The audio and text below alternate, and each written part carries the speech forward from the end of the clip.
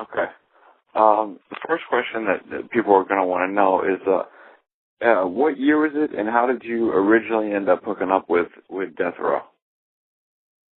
Oh, the year was like when Death Row first started. But I used to mess with Mr. Knight back in like '88 when we started. He was a bodyguard. And when he became Dre and Easy and their manager, I was there originally. Started Death Row though. Oh, okay. When it started. And were you there in an official capacity? Like, did you have a certain job title that you were doing, or would you kind of just do whatever needed to be done at the time? No, the title was really like a security title, but it was really like when it first started out, we was like homies. I had a lot of leeway. Me, Chill, and one of the homies, rest in peace, Buntry, before he passed. But it was like basically us three. Then he had a lot more security, but it was like security basically though. Okay. And a lot of people, yeah. And a lot of people have heard, your name from the Tupac to Live and Die in L.A. Can you tell me, I don't know if it's a story or what it meant the first time you heard it, when you heard that he had said your name on that track? Well, at that time, I had got arrested. At that time, I think this was like 95, 96. Right when he made it, I got arrested. And, I guess he decided, give a shout out, to me like, stay strong, keep your head up type of shot. You know what I mean? And, he was all right, man. For the time that I, knew him, he was a pretty straight youngster. So he was just probably like, you know what I'm saying? Mm-hmm. Speaking up for his, one of his partners or whatever, giving a shout out. Keep your head up. You know what I mean? Keep it pushing. That's the way I look at it, Okay. That's basically. So the time that you were around him, basically was that like from when he got out in October of '95 or whatever to whenever you got locked up? Yeah. Well, it was like, from the time he got out, we used to fly out to New York, probably been out to like 7, 8 times during the time of Suge arranging everything to get him out. Yeah, from the time he got out, you know what I mean? They flew him out there to the studio. We always there, went out and hung out, did what we do, welcomed him to Death Row and everything like that. And, from the time he got out until the time I got incarcerated, which was like, 3 or 4 months, about either 2 months, I think 2 or 3 months before he got, before that thing happened in Vegas. Right. Okay. Yeah. From the time that you spent with him, what would you say is your whether it be a story or just what's your favorite memory of hanging out with him? Well, I would say the story of him that I got is that he was a real intelligent youngster. He was cool. He was on his way, to go somewhere. And at that time, I figured, it was all good, but I felt that he could have had a little better guidance. You know what I mean? On like personally, like things I used to, talk to him about. Like it was cool, just chill out, man, and do your your rap, do your artist thing. You know what I mean? Kind of like just slow back off that, because like I say, he was all right youngster, man. He was, straight up me. I kind of liked him. I kind of digged him, and we hung out. He was straight, but he was a good artist, man. And Death Row at that time, you know what I'm saying? Death Row already had a label and a name, When the ties of him being the artist and trying to stay up with Death Row is like, like I say, I feel that he could have had a little more, better guidance instead of wanting to, try to keep up with the label a little bit. You know what I'm saying? With the label and everybody else, I feel that he could have, stuck to the artist, and because he was on his way somewhere, without a doubt. Everybody know that, Mm-hmm. All right. So, when was or what was your reaction when you heard about everything that went down in Vegas?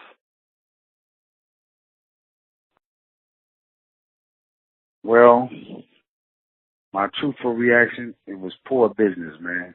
I don't, I know what it occurred from. I know where it started from. You know what I mean?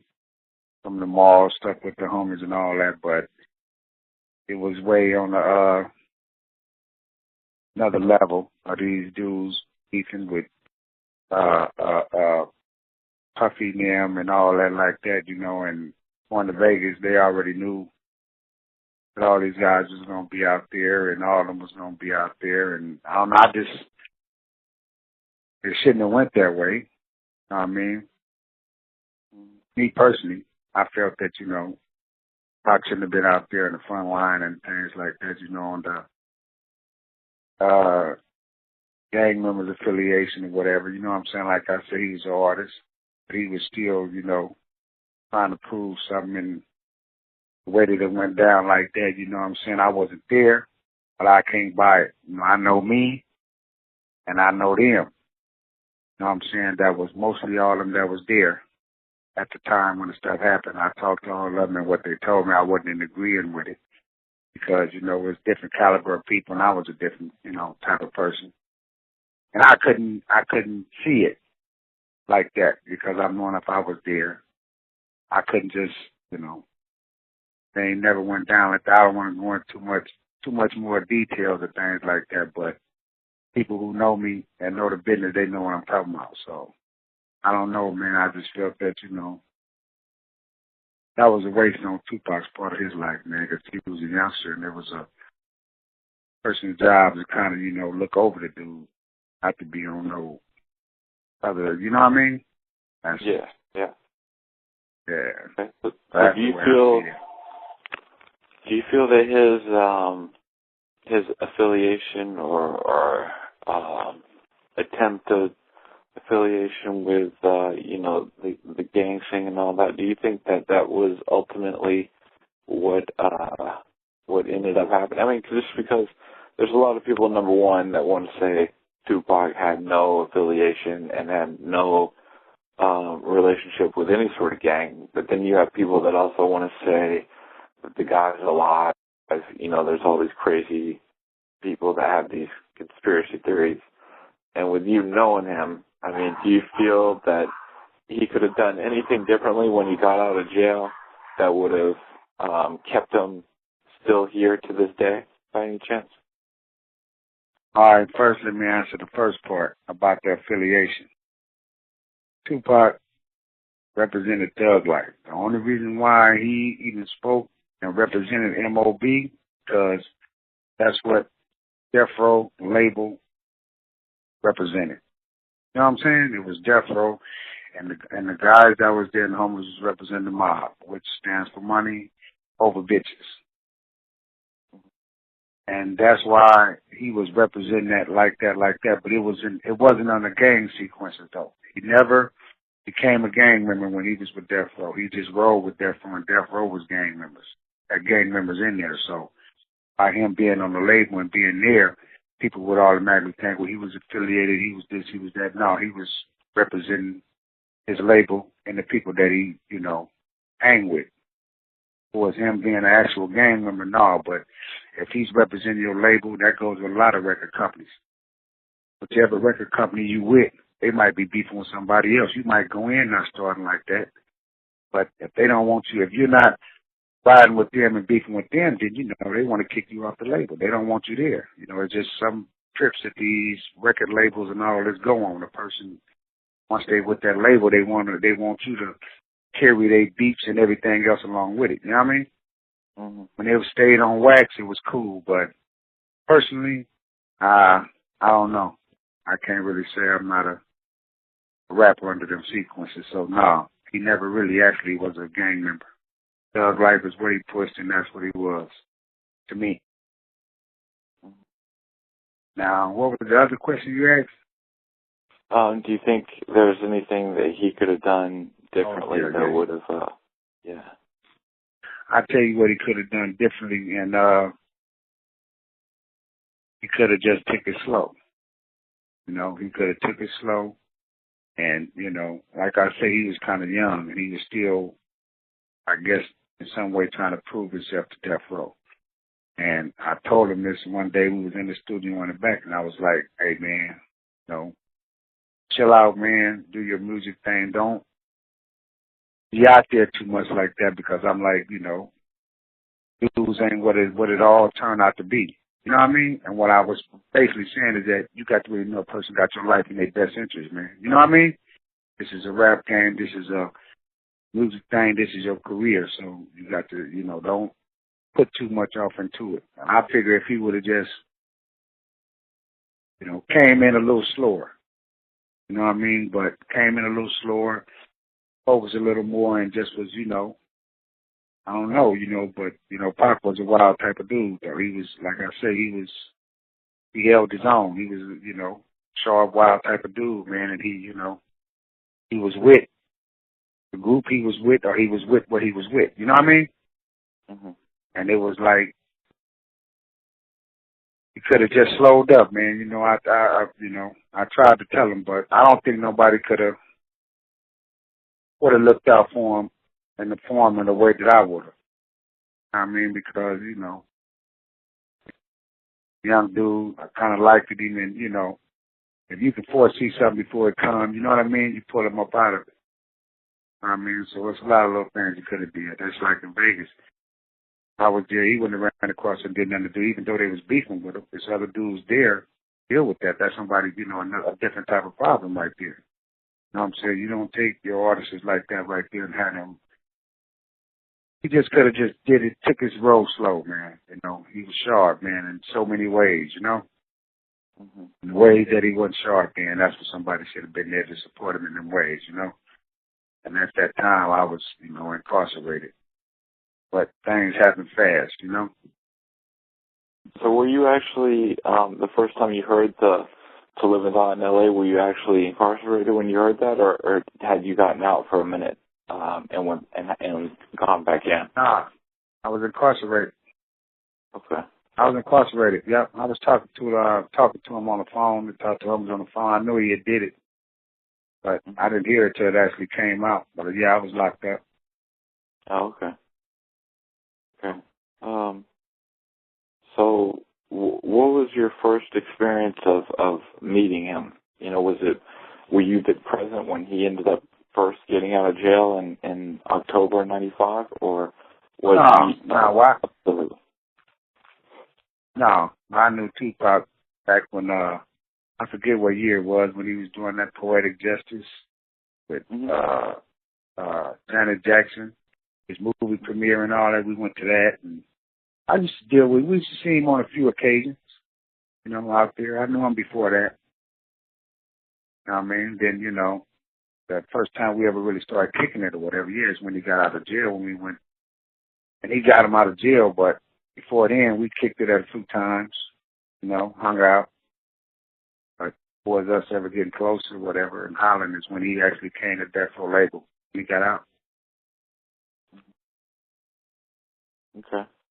Do you have any favorite particular story or memory from? It doesn't even have to be strictly Tupac related. Just in regards to the label and maybe, you know, some of the artists, or just one of your fondest memories of when everything was at its highest with Death Row. Well, I will put it to you. I give it both times of when Death Row was at its highest. Me, it was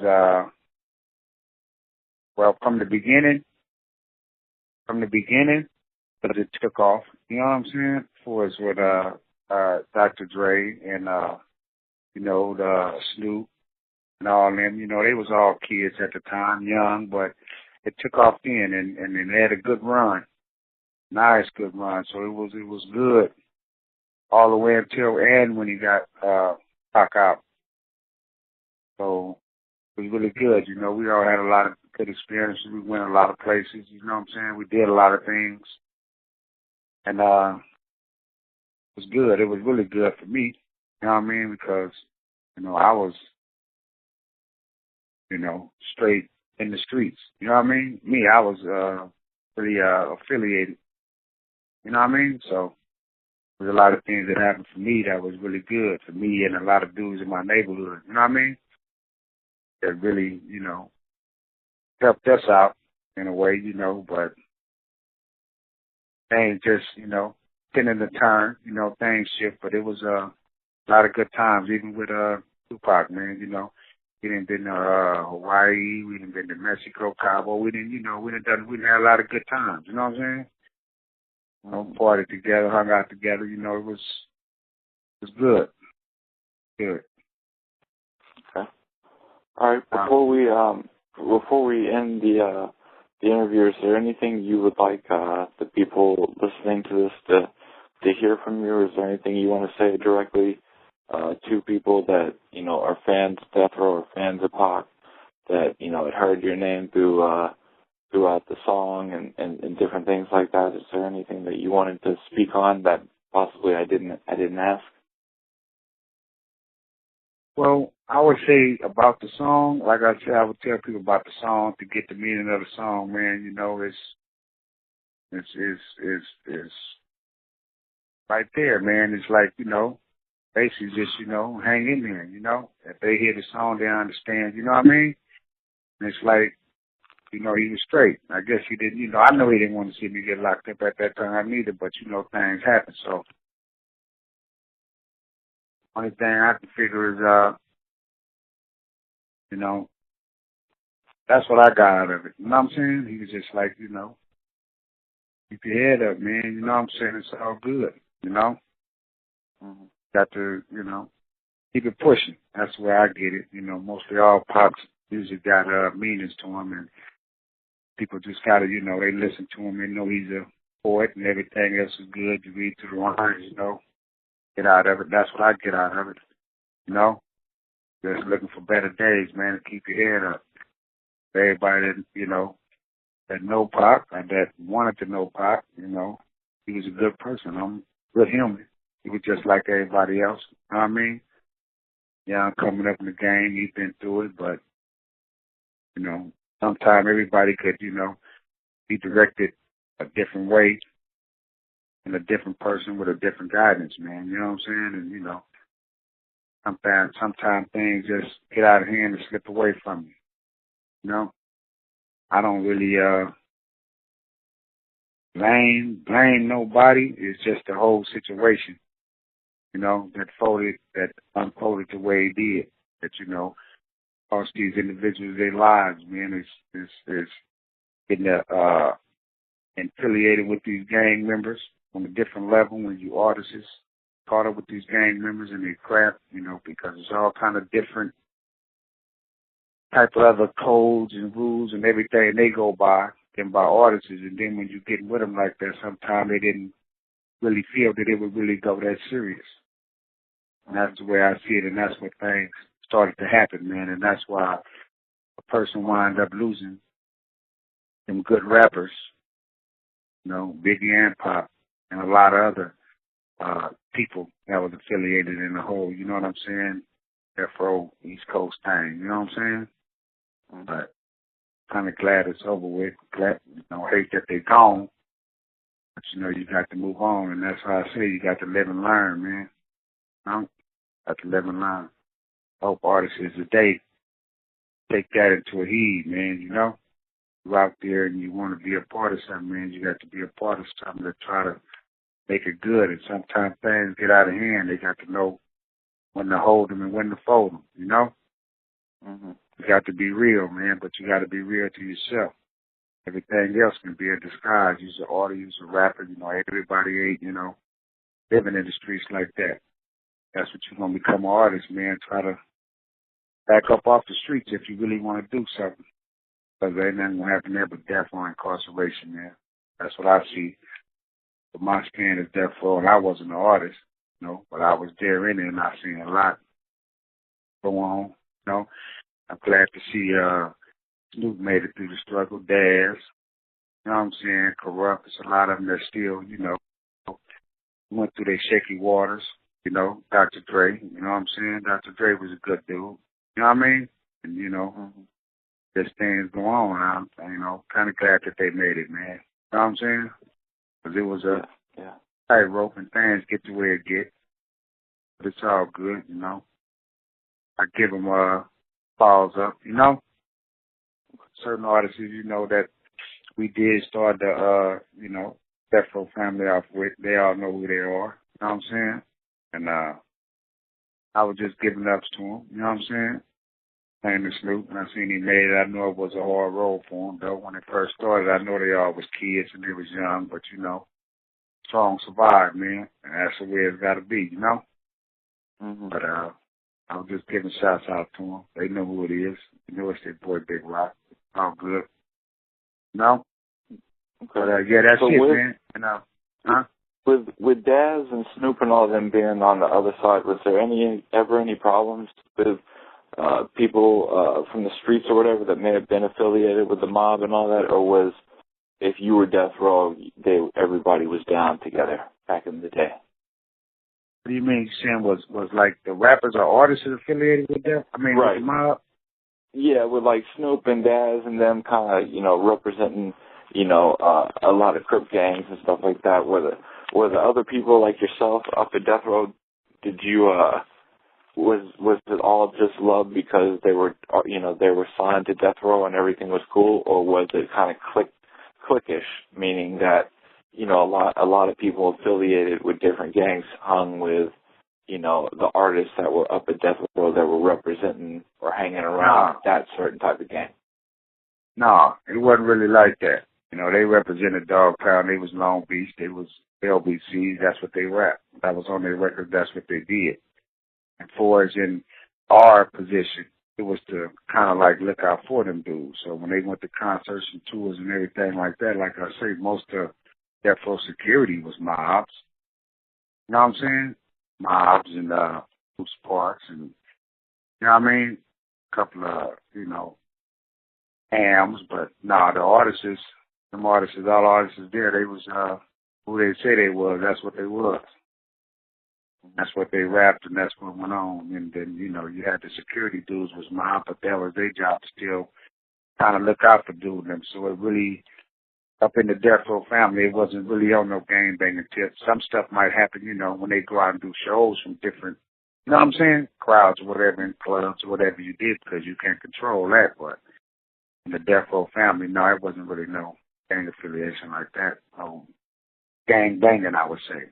Everybody that was there was affiliated, some form or another, but there wasn't no gang banging up in the family, though. Okay. So you always got along well with Daz, Snoop, Corrupt, and everybody up there? Say that again? You always got along good with Snoop and the Dog Pound and everybody on that side?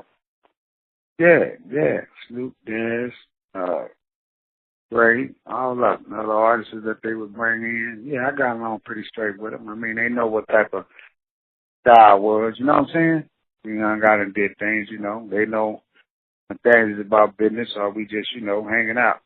They know the, you know, they know the difference. There really wasn't no problems or nothing with them like that, you know? So, you know, we was pretty, it was all right. I would say we was pretty cool. Okay.